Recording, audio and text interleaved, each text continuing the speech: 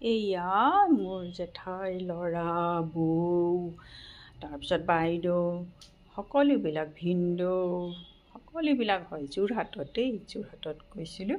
তাৰপিছত ওলাই আহিলোঁ এয়া শাকনিবাৰী ওলাই আহি পেলাই শাকনিবাৰীখন চাই তাৰপিছত লগতে এটা মানে ধুনীয়াকৈ বহিব পৰাকৈ বাঁহেৰে ধুনীয়াকৈ এটা মানে বনাই ৰাখিছে। আপোনালোকে চাওকচোন, সকলো মানে এনেকৈ ৰাউণ্ড কৰি বনাই থৈছে।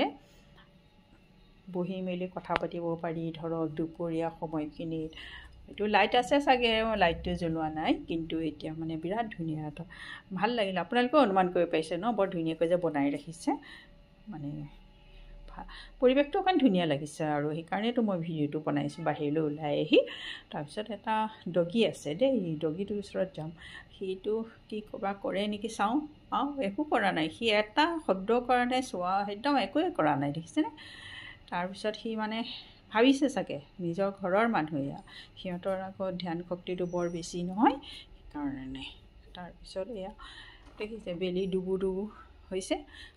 কিমান ধুনীয়া আকাশখন, কিমান ধুনীয়া লাগিছে চাওকচোন আপোনালোকে।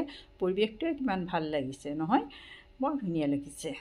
তাৰপিছত এয়া আপোনালোককো দেখাইছোঁ, এজোপা গছ এজোপা বৰ ধুনীয়া লাগিছে। ইমান ধুনীয়াকৈ হৈছে গছজোপা, একদম মানে গোল কৰি হৈছে নহয়, বিৰাট ধুনীয়া লাগিছে।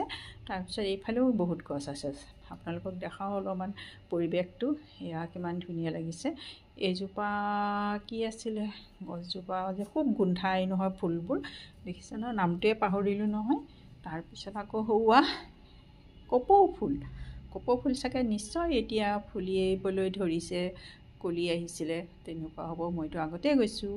তাৰপিছত আৰু এয়া দেখিছে কিমান পাতাবাহাৰ গছ চছ, ভাল লাগিছে ন পৰিৱেশটো। আপোনালোকেও ভাল লাগিছে চাগে, নিশ্চয় ভাল লাগিছে। ইমান ধুনীয়া, যোৰহাট টাউনৰ মাজতে হয় কিন্তু দেই। তাৰপিছত এয়া জোলনাখন পালোঁ, জোলনাখন পাই অলপমান জুলি আছোঁ। কিমান এটা ধুনীয়া পৰিৱেশত জুলিবলৈতো ভালেই লাগিছে। মইতো আৰু ভিডিঅ' বনোৱাটো উস্তাদ, ফটো তোলাটো উস্তাদ নহয়, সেইকাৰণে জুলি ভাল লাগিছে। একদম বৰ ধুনীয়া পৰিৱেশ দেই জুলিবলৈ। তাৰপিছত দেখিলে নহয় ঘৰটো আকৌ যে বাঁহৰে বনাই ৰাখিছিলে সেয়া। তাৰপিছত এয়া জুলি আছোঁ, কিমান ভাল লাগিছে মোৰ মানে পৰিৱেশটো, বৰ ধুনীয়া নহয়। তাৰপিছত আকৌ যাওঁচোন ডগীটোৰ ওচৰত কিবা কৰে নেকি চাওঁ।